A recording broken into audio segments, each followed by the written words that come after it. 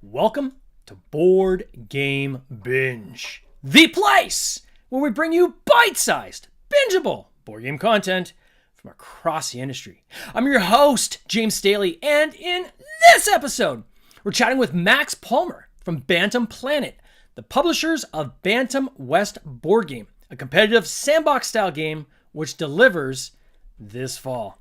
Max, welcome to the binge. How you doing, my friend? James, I'm doing great. That was the best intro I've ever heard in my life. Nothing but the best for you, my friend.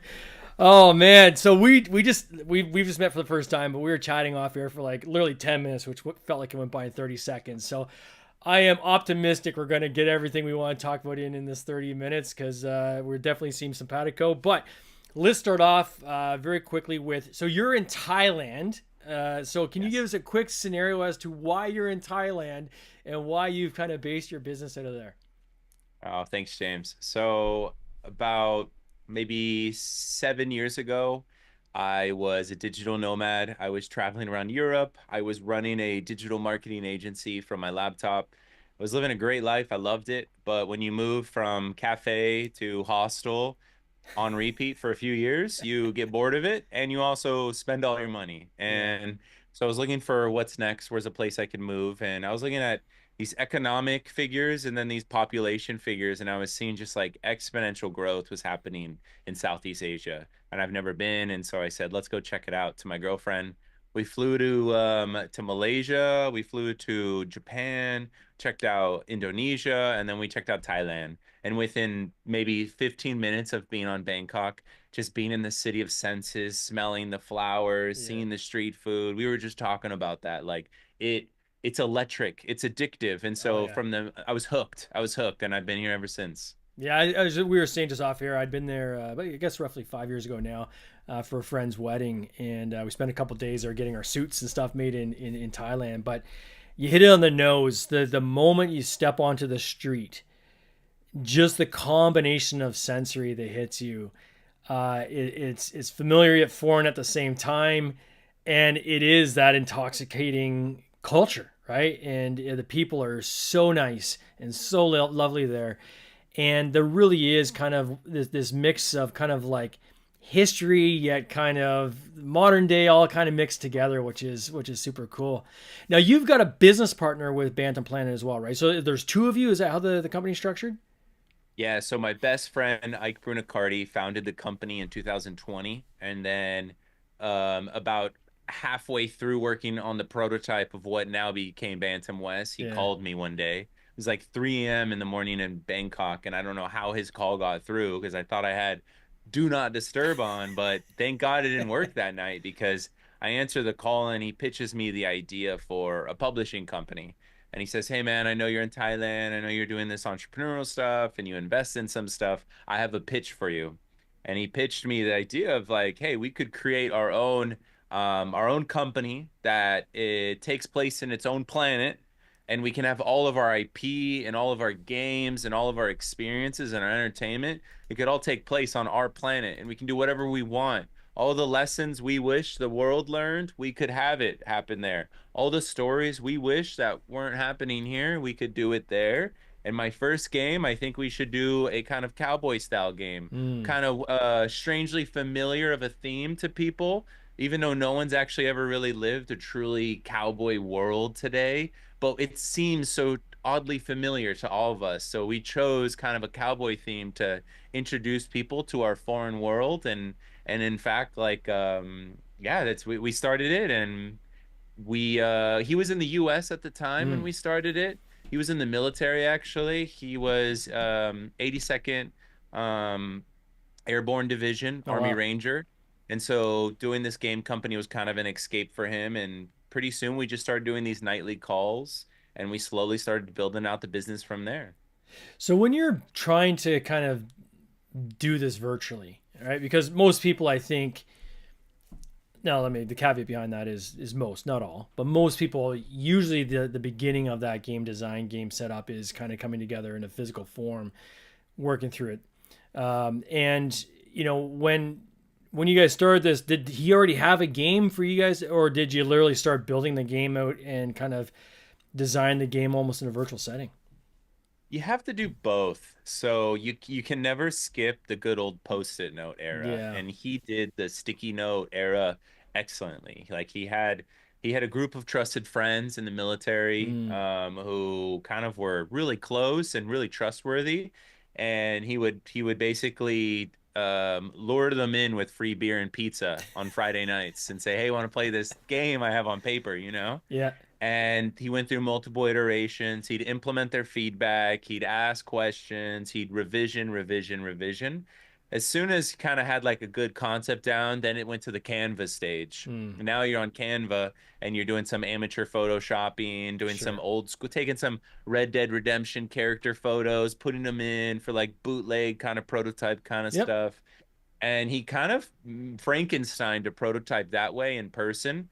And then as soon as I got involved, we knew this was like going to be a real thing and we were going to take it to this next level. So we started to have to collaborate on that. And so we hired a graphic designer in Thailand. So really quickly we learned we needed to have some sort of design board Yeah. where we could do like Kanban style to put tasks and give feedback. And so almost any given day at our company, there's probably like maybe 100 screenshots are taken of artwork of our own artwork, and then you should see the notes this guy does. He'll do a little we have these special screenshot tools that let you like draw arrows and like give feedback within a photo, Yep. and it's just hundreds and hundreds of points of feedback every single day.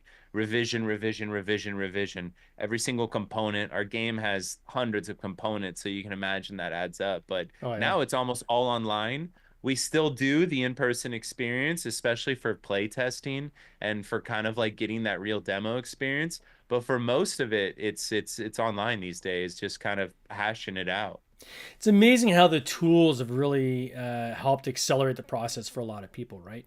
And so the couple examples I give for that is one is, you and I are on the opposite sides of the world right now having a conversation in real time, no delay, That's cool. not like it was 40 years ago where you talk and then you wait kind of for a couple seconds for the voice to catch up on the other side. Like it's literally instantaneous.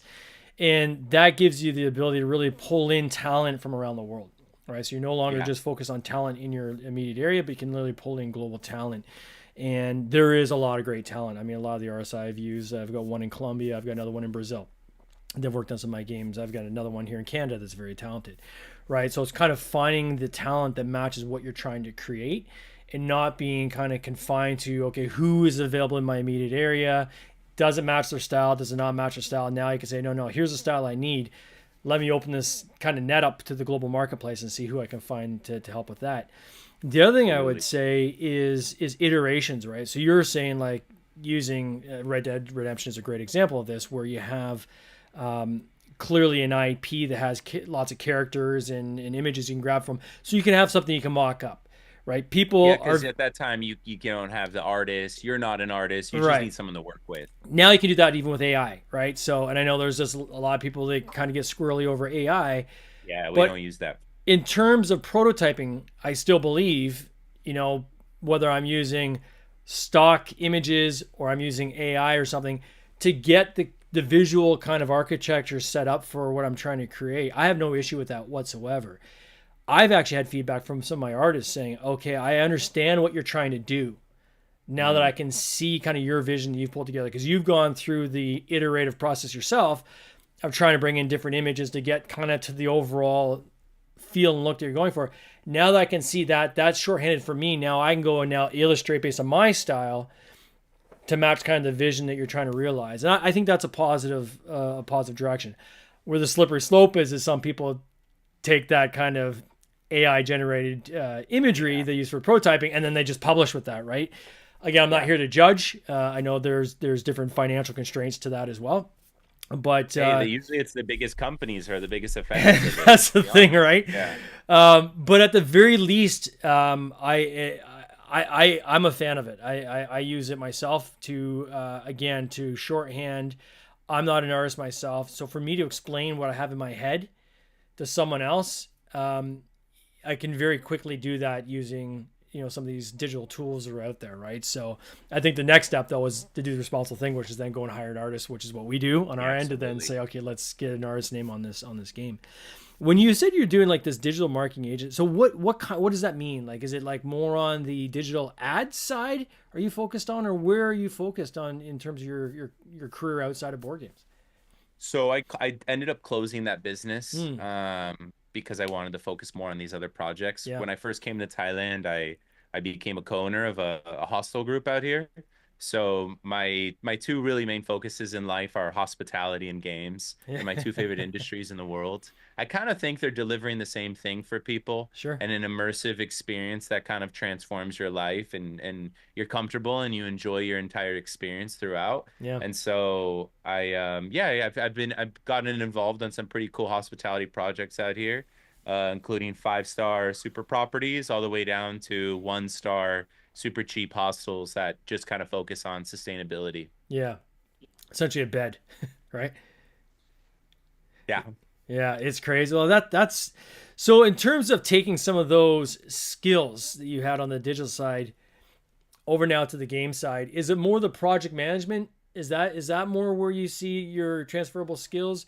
Is it some of the software tools you guys are using in terms of communicating back and forth? How have you been able to take some of what you do in your day job and bring it over to the board game industry? I think when I started working on the board game industry with Ike and a few other of our awesome teammates, I brought in because I worked in Silicon Valley for a while. I Mm, came from California. I brought in kind of that like build fast, break things mentality. And yeah, so I kind of help on our company and kind of push that. I'm always the one trying to bring in new softwares, new approaches, pushing for like, hey, let's try this tech, let's test that tech. But it's kind of really been met with a really nice balance by my business partner Ike, who I've told you about. mm-hmm, He's the game designer and he's in charge of the world building. He's very analog focused and very slow in all the best ways to pick up new tools. mm, So I kind of push our company to try these new things, and then he kind of resists them. And then whichever ones survive the resistance wave are usually some of the best tools for us. So I've brought in over a lot of that, kind of the Silicon Valley philosophies. yeah, But because I have some resistance, I get rid of a lot of the bad ones because let's be honest, there's a lot of bad things that came with Silicon Valley. Like, sure, listen, we love the technology that allows you and me to be able to talk instantly, but let's talk about the addiction that like TikTok has created and yeah, these algorithms have on people's lives. So, how can we take the best from the tech world but kind of get rid of the little evil sauce that kind of has been embedded into it for a little bit? So, that's one. The second one is I love marketing. You and I were talking about marketing a little bit yeah, earlier. I like to consider for all my projects, I personally invested into the marketing. For Bantam West when we launched it on Kickstarter, it was just like an absolute awesome delight to be able to do the marketing for it. Within the same month of me learning of what Board Game Geek even was, I figured out how the algorithm worked for the hotness, and mm. we were ranked number two within a month of that. Oh wow, They didn't like me for that, and they shadow banned me for a few years. But that's fair because I like to learn how these algorithms work, yeah, and I like to figure out ways as marketers we can do that. And I think for me, it's about trying to find a way to take the story we have to tell.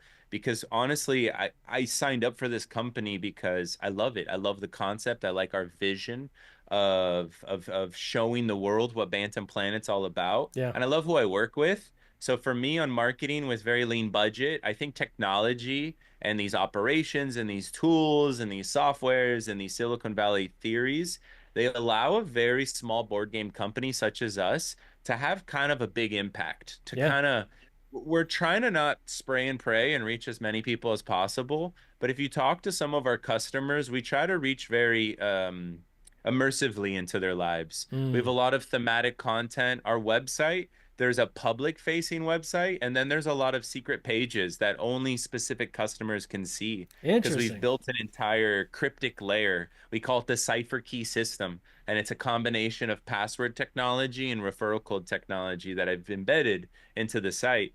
and it allows people to kind of explore kind of secret pages and stuff because I love that stuff. Yeah. I think marketing should really focus on that customer journey and get people from like not knowing who the heck you are to being in love with you.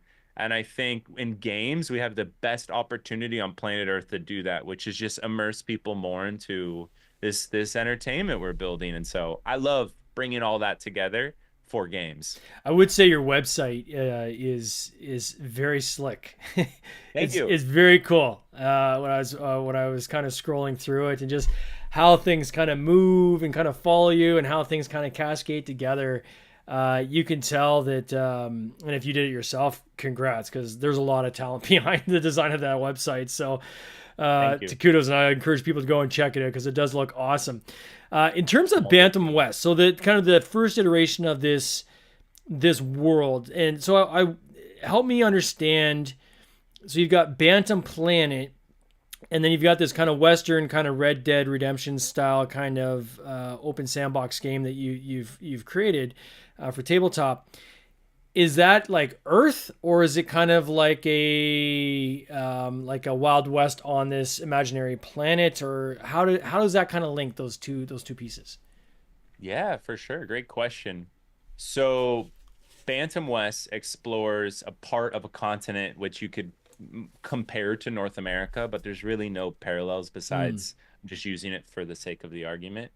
And it explores a specific region of it, which we're calling the Lone Range. And in the Lone Range, there is a small western town called Gallow Springs.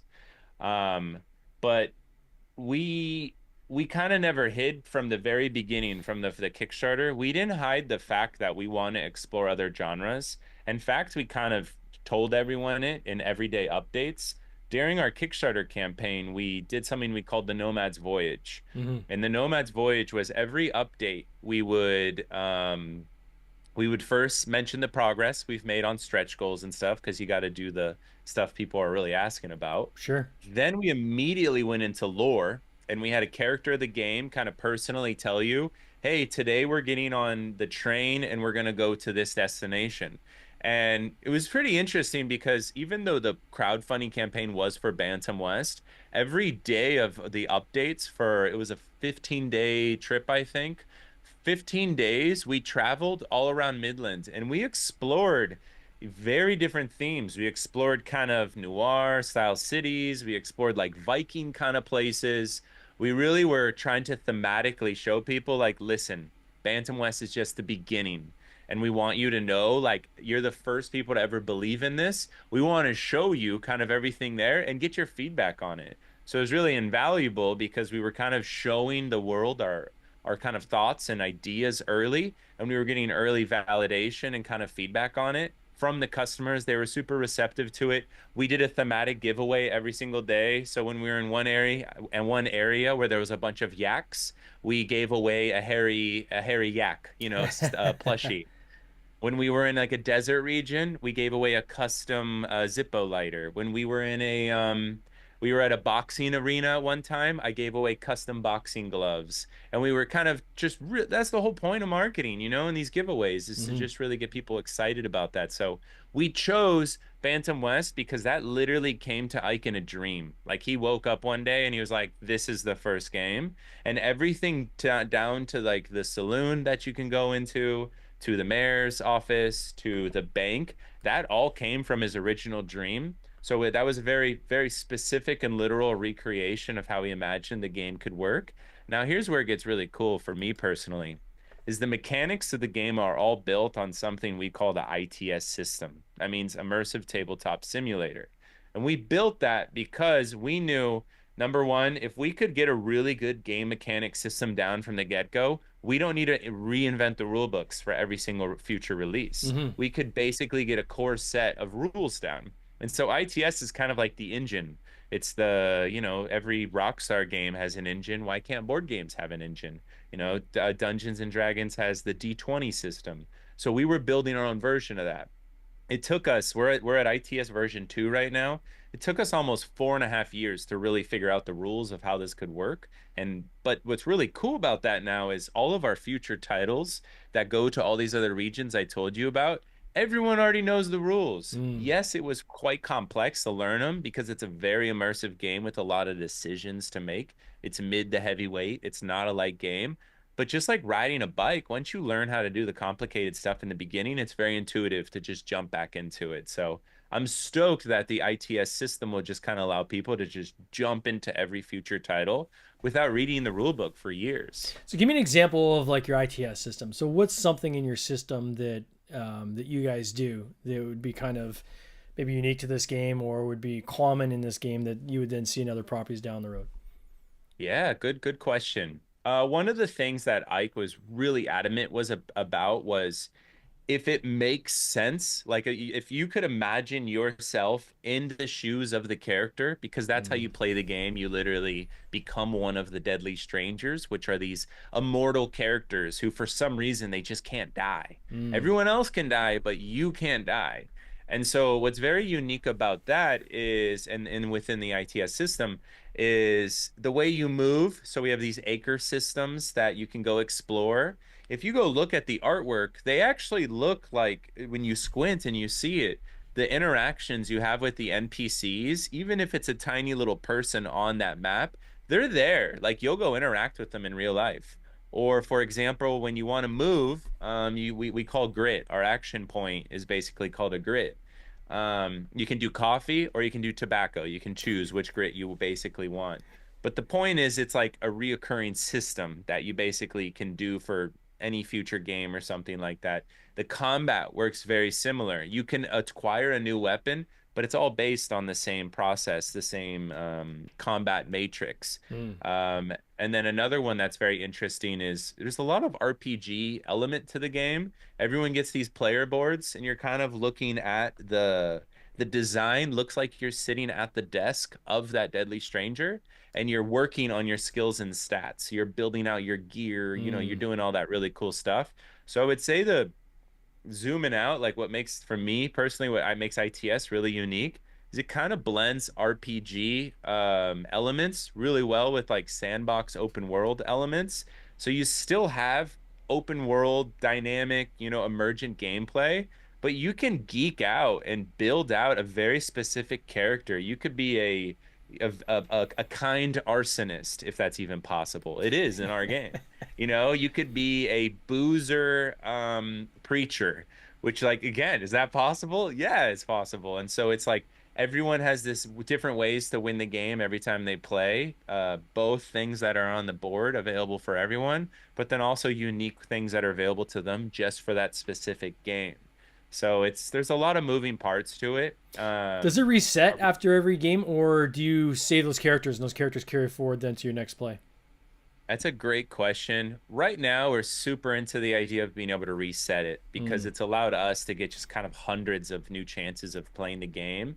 However, we've heard from a lot of our customers that they love kind of home brewing a legacy mode. Yeah. And we were at Essence Spiel earlier this year and we had a great time there. We had this fun booth that we made look like a saloon. Oh, nice. Everyone was dressed up in Western style. It was a blast. And while there, I was approached by this group that does board game arenas where Hmm. they literally fill like like basketball stadiums in Europe Oh, wow. with board game competitions. And they said like, "Hey, we played your game, we love it, but we can't do it in the arena unless you allow us to do a legacy tournament bracket." And we were Mm. like, why not? We'll figure it out. So yeah, you do have to reset it, but we're looking into ways to make the legacy mode work good and feel right. But we're not afraid to say no to things. We made some mistakes with the Kickstarter. We said yes to everything Yeah. everyone asked for. And the release that's coming out to North America this coming quarter, sorry, not this coming quarter, This later fall, I this believe, right? year, Yeah. yeah, this fall. That's a rework of the Kickstarter edition. We Mm. spent the last year collecting hundreds of survey answers, talking to our backers one on one, reading all the board game like reviews, and we try to boil everything down into what was the core gameplays that like made this game awesome.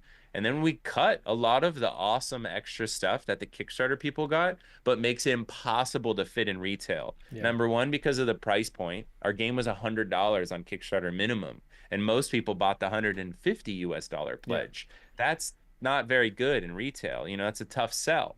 So we had to boil the game down to what would really work there. And we had to disappoint a few people. We had to get rid of solo mode because solo was an entire punch board on its own. Oh wow. You're a publisher. You know how expensive a whole punch board could be when it comes Yeah. to manufacturing a game, you know? I think even to back to your point on the retail, and I don't think people necessarily appreciate this all the time. That as publishers, we want to keep adding cool stuff into our games, but at some point you have to call it. Yeah. And Yeah. every time you add something in, especially if it wasn't something that was pre kind of mapped out, but kind of comes up during the campaign, which we've all done, that adds complexity. When you add complexity, then you add things that are unknown, and then that flow, there's like a domino you kick over, and how that impacts the final domino that goes over can be quite dramatic, right? In terms of cost, in terms of timing to get the thing out the door.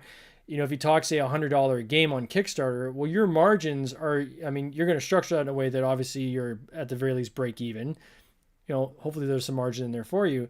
But if you want to take that same game and take it to retail, where the retailers are taking a 50% markup on off of their wholesale to MSRP is a 50% markup, right? So to put that in layman's terms, they buy it for half the cost that they're actually retailing it at. So now they need it for $50. If they're getting it from a distributor, that distributor needs to make 10, 15 points. So they're probably getting it for $35 to $40. If you're using a consolidator, maybe you're selling it for $30. Well, if you built $20 of profit into that $100 game on Kickstarter, your cost is $80. How do you get down to 30, right? In order for it to retail at $100, you can't, Impossible. right? Yeah. So now that game is $250 at retail, and people are like, "Are you at the launch? This is crazy." So it really kind of complicates the system, right? And I know myself when I'm looking at our offerings that we've been doing on Kickstarter, more and more we've been trying to kind of pair the tree, so to speak, and get down to, we want to kind of pre-stretch as much as we can because we want to give the best, most dope game we possibly can out the door. But I really don't want to add a bunch of little things. Giving another example is we had this most recent game we did was a 14 by 14 by 6 inches, right? So fairly large box, 7.5 pounds. Yeah. Not even thinking, we said, okay, add-ons. We have this other smaller little tiny box game that you can get as an add-on. And in order to put that as a combined pledge now, I've just added like 3 inches to the height of that 14 by 14 box. Oh no. So like that shipping cost is not just incrementally what that little tiny box is. Exponential. It's exponential because you're having to fill in the entire height of that larger box. Yeah. And what we end up doing in the last game is we end up shipping them separately because it was cheaper to literally fly the smaller add-on box to all the backers. And people are like, "Whoa, I got my add-on, but I didn't get the main game." We're like, "No, the main game's coming by ocean, but this is the cheapest way to get to you because putting it into one large box." It would have killed us on the shipping, right? As little things like that you don't even think of, right? So it's trying to kind of navigate this as best you can, give as much value as possible, at the same time not breaking the bank in the process, right? Yeah. I think to expand on that a little bit, it's hard because you have to cut bits off your prized product, your dream. Our first game, and I think the first game for many people, is their dream game. And the Kickstarter edition was like at the highest quality we could make it, the highest components, every single extra stretch goal you can imagine. And you don't want to cut that down. It's perfect. Why would you ever want to change that? People like it. But you're right. There's no way to have that basically a successful business be built off that model. So we took that loss. We didn't make any money off the Kickstarter. If anything, we had to spend a lot more because of the supply chain crisis in 22, 23. And we made promises. And we said, what's more valuable? Asking our customers to pay more money for the shipping. At the same time, Simon was asking their customers for shipping when I don't think they really needed it. Yeah. And we said, or the loyalty of these people, because we made a promise to them and we're not going to change that promise. So we bit the bullet. We spent a lot more on shipping. We gave as best of a game as we really could. And then we've just spent the last year figuring out how do we convert this into a retail ready thing that you can build a business model on top of. Yeah, it's tough. And then when you get into retail, it's like that building out that entire distribution system too is another full ball of wax. I was talking to another colleague the other day about like the Walmarts of the world and kind of the larger retailers, and they're saying, "Wow, you know, this such and such a chain was expressing interest in my buddy's game," and I was like, I've seen companies go bankrupt Good by luck. by selling to a Walmart, because Walmart, they need you to make enough stock so that they've got at Yeah. least all their stores covered when they eventually place their order. Yeah, they don't pay you yet. They I'm don't going pay through you. that right now. You're sitting on that Yeah. inventory. And then when you ship that inventory, you also have the fine print that you sign off that after like 6 months, if it hasn't sold through, they You have to start buy it back. either buy it back or they just start discounting it, and they send you a bill for that discount. And that discount isn't off the wholesale. You're paying the discount off of MSRP, right? And there's been people who've literally had the full chop. They went bankrupt because, you know, they got the big high of the games going in, but then them coming back and the buybacks and the discounts wiped out any profit they made and then some, right? So it's kind of like this buyer beware, especially for us little guys. Sometimes it's better to do the direct to consumer model if you can, right? If you can make that viable. So I don't want to miss the fact that I do want to mention to our listeners that this game was very successful, right? I haven't said that yet, but I mean, 2,580 backers he had on that last campaign that had wrapped up, $250,000. That's a testament to what you guys have obviously created, and I am going to encourage them to check out the page, because I'll put a link in the show notes as well from the season. Put a lot of love into that campaign. I know it's passed, and hopefully there's a way for people to still buy this game. Like, is it completely sold out and just the retail version coming now, or is there? Yeah, people will have to wait for the retail version. I have a copy here in my office if you want to come to Thailand and we can play. But yeah, the Kickstarter copy, I think there's some people selling it out there at very unfair prices. Yeah. I can't change that. But if you ever want to come to Thailand, anyone listening, I'm happy to show you the game. Yeah, it looks super awesome. I mean, I was saying off air that I'm a massive fan of Red Dead Redemption, right? So any of this kind of sandboxy thing where you're building up characters in the Wild West, I think is amazing. I think you guys did a bang up job of this, and the quality and the minis and everything you see in the page. Again, listeners, check it out. It is super cool. For you guys though, so this is like the Wild West. What's next? Like, is it space next, or like what's coming next for Bantam Planet? The one thing I can promise you right now is we're not going to be leaving Bantam Planet anytime soon. It's the company name. It's where our IP will take place. So we'll always be kind of focused on, Bantam Planet. No space cowboys just yet. Right now, we're working on some expansions that our Kickstarter customers are pretty well versed in. Those expansions are pretty much fleshed out. So as soon as we hit retail in Q4 of 2025, we're going to have some rapid fire campaigns. We also have an exclusive deal coming up with GameFound where we're going to have a 6-player expansion. A 5th-player expansion to our game. And then in addition to that, we're working on, I can't say any details. Ike will kill me if I said this. So I'm not going to say exactly what it is, but basically, like, we've kind of already fleshed out all the core artwork of 2 other standalone titles. Oh, that's cool. That's what we spent all of our profit on. We didn't take the money. We immediately spent it all on art. We love the artwork in our game. Oh, that's cool. cool. What we pride ourselves most on. So the art's ready to go. The system's ready to go. As soon as Bantam West hits shelves, we're going to have a few expansions, some add-ons, and then within a year, you should expect to see a few other titles popping up. Oh my God, I can't wait. Well, for anybody listening, I am going to put links both to the website as well as the Kickstarter page in the show notes. All right, so you can go just quickly there and check it out, or type in Bantam Planet. If you search that, it pops up right away. Or Bantam West on Kickstarter if you want to try do a Google search yourself. Max, I want to wish you guys all the best, on this campaign. I can't wait to see what comes up this fall with these expansions and stuff like that. I'm going to keep my eyes on it. I'm going to be watching it. And next time I'm in Thailand, my friend, I will make sure that I come and we sit down at the table and play this game. I can't wait for that, James. Thank you. All right, brother. You take care. Cheers.